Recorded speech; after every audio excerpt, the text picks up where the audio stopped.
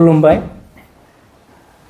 2022 मायथाइनि मेट्रिक आनजादनि जों बर' बिजोंनिफ्राय जिफोर फरायसुलिफ्रा मोजाङै उथ्रिसारनो हाबाय बिथांमोननि गासै फोरमायथिखौ जों होनो नागिरदों। देग्लाय 2022 मायथाइयाव बर' बिजोंनिफ्राय गासै 15,984 फरायसाया आनजादखौ होदोंमोन आरो बेनि गेजेराव गासै 12,300 फरायसाया उथ्रिसारनो हादों आरो फेल जानाया जाहैबाय 3,274। सेथि मासि मोननो हादों गासै 2,828 फरायसाया सेथि मासि मोननो हादों आरो नैथि मासिखौ मोननो हादों 2,927 फरायसाया आरो थामथि मासि मोननो हादों 2,525 फरायसाया। 2022 मायथाइनि जि बर' बिजोंनि जि फिथाइ रिजाल्ट जों बेखौ रुजुयोब्ला जों नुनो मोनो थांनाय बोसोराव 16,021 फरायसाया मेट्रिक आनजादखौ लिरदोंमोन आरो देग्लाय लिरदों 15,984 फरायसाया। थांनाय बोसोरजों जों रुजुयोब्ला बर' बिजोङाव मेट्रिक लिरनाय फरायसानि अनजिमाया देग्लाय खम जादों आरो जुदि जों सेथि मासि मोननाय अनजिमाखौ जों जुदि रुजुयोब्ला थांनाय बोसोराव मोननो हादोंमोन 2,845 फरायसाया सेथि मासि मोनदोंमोन थांनाय बोसोराव देग्लाय मोनदों 2,828। थांनाय बोसोरजों देग्लाय रुजुयोब्ला 17 फरायसाया खमैदों देग्लाय। आरो जायफोर फरायसाया अल आसामाव बर' बिजोंजों फरायनानै जिथि मासि आवग्रिनो हायो बिथांमोनखौ दुलाराय बर' फरायसा आफादा 2002 मायथाइनिफ्रायनो जोङो बर'नि सासे गेदेमा थुनलाइगिरि लिरगिरि कमल कुमार ब्रह्म बिथांनि मुङाव जों बान्था बावनाय जायो आरो देग्लाय बेयो फैयै फैयै 20थि जाबाय आरो बे 20थि कमल कुमार ब्रह्म देरहासार 2022 देग्लाय गासै 14 गुन गोनां फरायसाफ्रा देग्लाय बे बान्थाखौ मोननो हादों। आं बिथांमोननि मुंखौ नोंथांमोननि मिथिनायनि थाखाय आङो फरायफिननो नागिरबाय।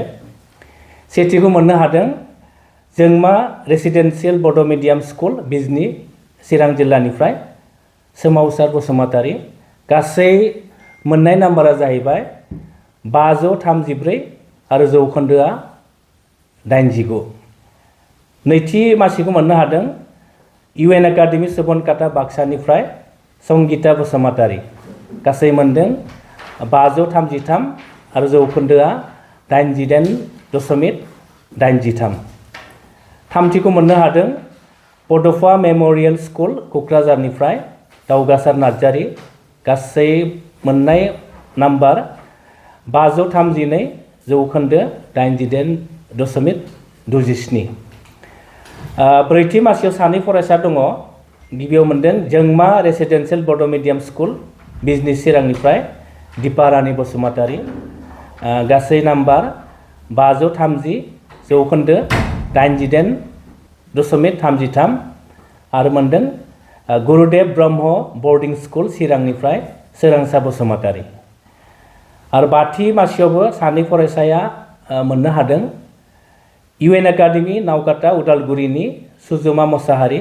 गासै नाम्बार 529 जौखोन्दो 88.17 आरो सासेया UN एकाडेमि बरपुखुरी बिश्वनाथनि उत्पल बसुमतारी। दथि मासिखौ मोननो हादों UN एकाडेमि क'क्राझारनिफ्राय केनित ब्रह्म। गासै मोननाय नाम्बार 528 जौखोन्दोआ 89 जौखोन्दो। स्निथि मासियाव सानै फरायसाया मोननो हादों भगतपारा हायार सेकेन्डारि स्कुल भगतपारा उदालगुरि दिपानिता बसुमतारी। गासै नाम्बार 527 जौखोन्दोआ 87.83 आरो सासे फरायसाया जाहैबाय PM श्री दक्षिण बिजनि हाई स्कुल चिरांनिफ्राय स्वर्णलता नार्जारी। दाइनथि मासियाव दङ UN एकाडेमि जालागाव बाक्सानि आमिषा बसुमतारी। गासै नाम्बार मोनदों 522 जौखोन्दो 87.27। दाइनथि मासियाव दङ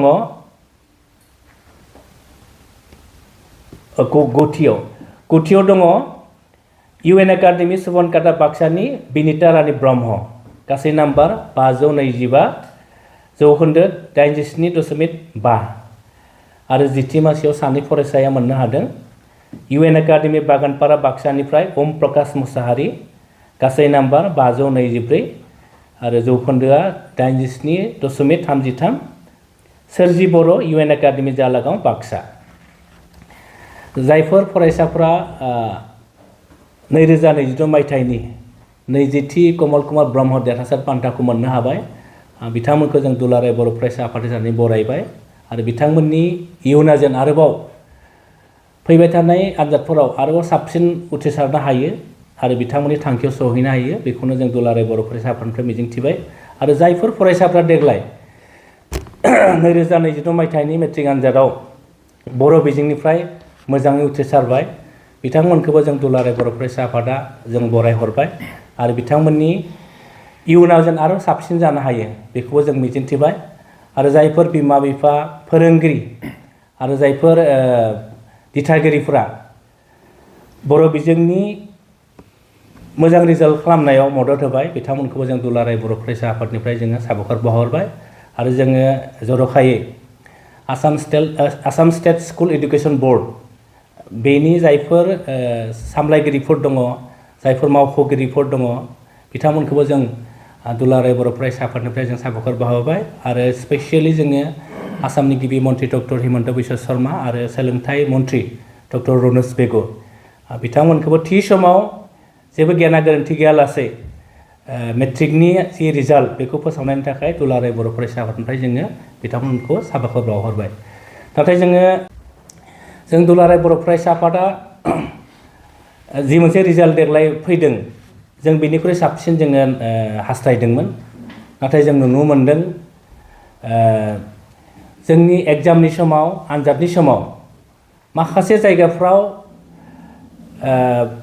माखासे फोरबोनि मुङाव माखासे जुवा गेलेनाय मेला होनाय बेफोरबायदि थासारिफ्रा जोंनि फरायसाफोरखौ मोजां रिजाल्ट खालामनायाव बा मोजां सोलोंथाइ लानायाव जथेस्थ' बिथांमोनखौ बाधा खालामदों आरो जायनि थाखाय देग्लाय 2022 मायथाइनि जि बर' बिजोंनि रिजाल्ट जों जुदि आवगायनिखौ जों रुजुयोब्ला जथेस्थ' आवगायनि रुजुनायाव देग्लायनि रिजाल्टआ जों गाज्रि होननानै बुंनांगोन आरो जों नुदों थांनाय समफोराव चिरां जिल्लाया अल आसामावनो मेट्रिकनि रिजाल्टआ टपआव फैयोमोन जों आरो बाक्सा जिल्लाखौ नुदों टपआव फैयोमोन नाथाय देग्लाय नुदों जोङो जोंनि बिटिसिनि मोनबा जिल्लाया जथेस्थ' गाहायाव दङ आरो बेखौ जुदि थोंजों जों बुङोब्ला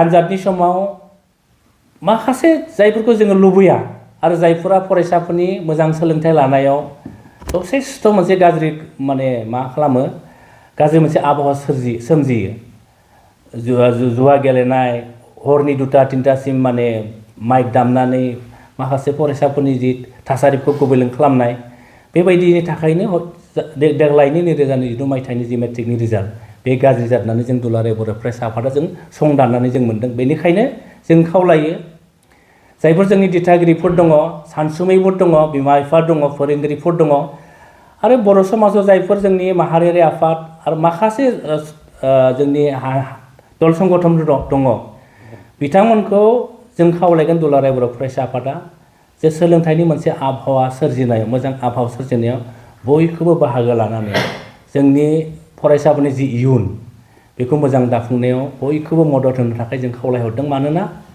बर' हारिया फैबाय थानाय 20-30 बोसोराव जुदि जोङो दावगालांनांगौब्ला बै जोंनि जायफोर फरायसाफोर दङ बिथांमोननि इयुना मोजां जानांगोन आरो फरायनायनि गेजेरजोंनो लेखा रोंनायनि गेजेरजोंनो बर' हारिखौ बिथांमोना जेन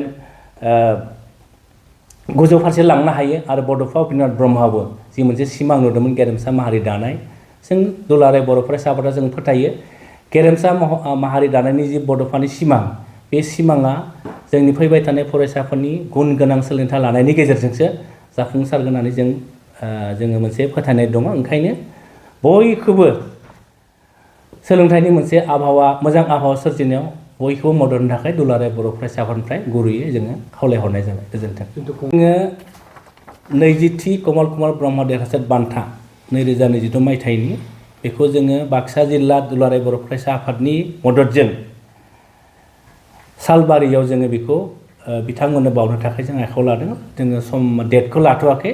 डेटखौ मोनोब्ला नोंथांमोननो जों फोरमायनाय जागोन। गोजोन्थों।